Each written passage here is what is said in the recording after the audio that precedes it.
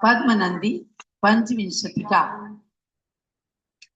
जो आचार्य श्री पद्मनंदी स्वामी की अनमोल कृति है। आपने इसमें स्वाध्याय करते करते, चाहे हमने धीरे धीरे भी स्वाध्याय कराया, तो भी 37 श्लोकों के द्वारा मंगलाचरण के साथ साथ धर्मोपदेशामृत को सुना, धर्म के उपदेश रूपी अमृत का पान किया और उसका समापन आचार्य देव ने ये कह करके किया कि संसार के अंदर दरिद्रता का दुख भोग लेना अच्छा है या मर जाना अच्छा है, या और भी संसार की पीड़ाओं को सहन कर लेना उत्तम है, लेकिन दुष्ट जन के संबंधों के साथ में जीना या धन कमाना ये उत्तम नहीं है। आप पढ़ते हो ना, जिन धर्म विनिर्मुक्तो माँ भवम चक्रवर्त्यपि स्याच्चेटोपि दरिद्रोपि जिन धर्मानुवासिता। ये सब आचार्य देव की इन कृतियों को स्वाध्याय करके ही लिखे जाते हैं शब्द कि मैं दरिद्री हो जाऊं, गरीब हो जाऊं, लेकिन जिन धर्म से सुवासित मेरा जीवन रहे।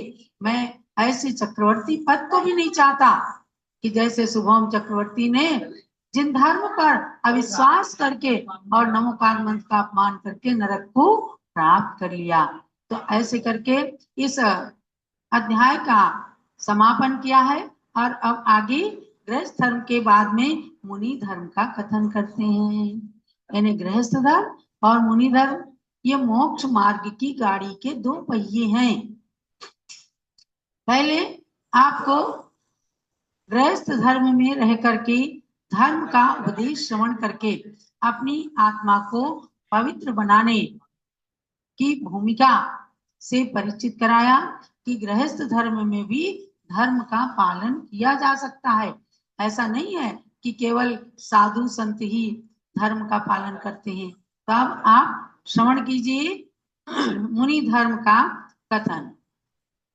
ये दूसरा अध्याय है और इसमें प्रथम श्लोक के माध्यम से आचार्य पद्मनंदी स्वामी कहते हैं, आचारो दर्श धर्म संयम तपो मूलोत्तराख्या गुणा मिथ्या मोह मदोज्झनम शमदमा ज्ञान प्रमाद स्थिति वैराग्यम संयोपब्रह्मण गुणा रत्नत्रयं निर्मलम् पर्यन्ति च समाधिरक्षय पदा नंदाय धर्मो यते। अर्थात जिन धर्म में दर्शनाचार, ज्ञानाचार, चारित्राचार, तपाचार, वीर्याचार ये 5 प्रकार के आचार कहे, यानी मुनि जो बनते हैं ये 5 प्रकार के आचारों का आचरण करते हैं, इस रूप अपने जीवन को बनाते हैं, तो आचरण को ही आचार कहा है। ऐसे 5 प्रकार के आचरण रूप आचार से और उत्तम क्षमा, मार्दव, आर्जव, सत्य, सौ, संयम, कपटाठ, आकिंचन्य, ब्रह्मचर्य ये 10 धर्म है और 12 प्रकार का संयम है और 12 प्रकार का तप है, 8 प्रकार के मूल गुण है, 84 लाख उत्तर गुण है तथा मिथ्यात्व, मोह, मद का त्याग और शम, दम, ध्यान तथा प्रमाद से रहित स्थिति और वैराग्य तथा जिन शासन की महिमा की बढ़ाने वाली अनेक गुण और सम्यक दर्शन, सम्यक ज्ञान, सम्यक चारित्र स्वरूप निर्मल रत्नत्रय तथा अंत में समाधि विद्यमान है, जहाँ ऐसा मुनियों का धर्म अक्षय आनंद के लिए है। एक श्लोक के अंदर कितना मर्म भर दिया कि मुनि धर्म जो पालन किया गया, आप मुनियों के को ऐसे ही नमस्कार नहीं करते हैं। उन मुनियों के अंदर इतने इतने सारे गुण भरे हुए हैं और उन गुणों के प्रतीक में मयूर पंख की पिच्छिका है, जिनके हाथ में भी मोर पंख की पिच्छी देखते हैं, काट का कमंडलू देखते हैं तो आप नतमस्तक होते हैं और नतमस्तक होना ही चाहिए। क्योंकि यही धर्म जिन धर्म है, यही धर्म मुनि धर्म है, यही धर्म मोक्ष का मार्ग है। ऐसी तपस्या से गुणों से युक्त जिनका मन होता है, उनके लिए क्या कहा? मुनि मन सम उज्जवल नीर, है ना? मुनि मन सम उज्जवल नीर। जल कलश में रखते हैं, लाए हैं कुएं का जल, लेकिन जब उसको चढ़ाते हैं पूजा में तो कहते हैं मुनि मन सम उज्जवल नीर। अरे पूजाओं को पढ़ के तो देखो कितना सार भरा रहता है कि ये साधारण जल नहीं है, ये मुनियों के मन के समान पवित्र है। अर्थात मुनियों का मन, संतों का मन हमेशा पवित्र रहता है। क्यों पवित्र रहता है? राग द्वेष को हटा देते हैं, पंच आचारों का पालन करते हैं, 10 धर्म उनके जीवन में साकार रहते हैं, इसलिए उनका मन पवित्र होता है। तो उसकी उपमा उस जल को दे दी, ऐसा निर्मल जल मैं लेकर के आया हूं और हे भगवान आपके चरणों की पूजा करता हूं, इसलिए मेरा मन भी निर्मल हो जाए। तब जाकर के बोलते हैं कि ओम ह्रीम जन्म जरा मृत्यु विनाशनाय जलम। समझे ना?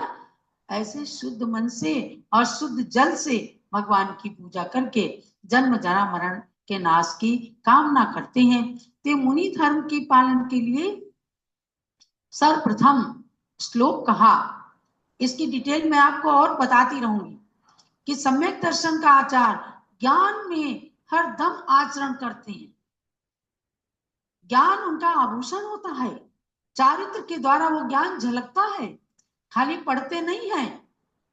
वह ज्ञान जो पढ़ा गया वह आचरण में झलकता है। देखो आचार्य शांति सागर महाराज, जिन्होंने 36 बार भगवती आराधना का अध्ययन किया, जिनके अंदर संयम एकदम साकार हो रहा था, ऐसे आचार्य देव ने अपने 36 साल के मुनि दीक्षा के जीवन में 25.5 साल उपवास किए हैं। अब बताओ कितना मन निर्मल हो गया उनका। कैसी सुंदर समाधि बनी। कुंथलगिरी महाराष्ट्र के अंदर उन्होंने उत्कृष्ट संलेखना धारण की। आज उस कुंथलगिरी के अंदर आचार्य श्री कुंथु सागर महाराज के और आचार्य गुणधर नंदी महाराज के सानिध्य में वहां के इतिहास को बताने वाले कुलभूषण और देशभूषण मुनिराज की जो मूर्तियां हैं और भगवान बाहुबली की भी वहां पर मूर्ति है, उसका मस्तकाभिषेक हो रहा है। समझे? ऐसी मुनिराज शांति सागर महाराज की वो समाधि स्थली पर जाकर उन संतों ने अपने को पावन पवित्र अनुभव किया है। आज ज्ञानमती माता ने जैसे सुना कि वहां पर अभिषेक होने वाला है, कहती जल्दी मुझे अभिषेक दिखाओ, क्योंकि ये प्रत्यक्षदर्शी रही हैं। उस कुंथलगिरी में 1955 में 15 दिन तक, 1 महीने तक रह करके आचार्य शांति सागर महाराज की उत्कृष्ट संलेखना देखी। कहती है कि गुफा के बाहर कान लगा के खड़ी थी मैं, और ओम सिद्धाय नमः, ओम सिद्धाय नमः का जहां से उच्चारण चल रहा था, आचार्य श्री स्वयं, किसी से उन्होंने सेवा नहीं कराई, ओम सिद्धाय नमः का उच्चारण करते करते सिद्ध शिला की तैयारी कर ली। आज वो स्वर्ग में है, लेकिन आगे आने वाले समय में मोक्ष प्राप्त करेंगे। ऐसी मुनि मुद्रा को धारण करने वाले मुनियों को नमन करते हुए इस मुनि धर्म का कथन पद्मनंदी आचार्य ने किया है।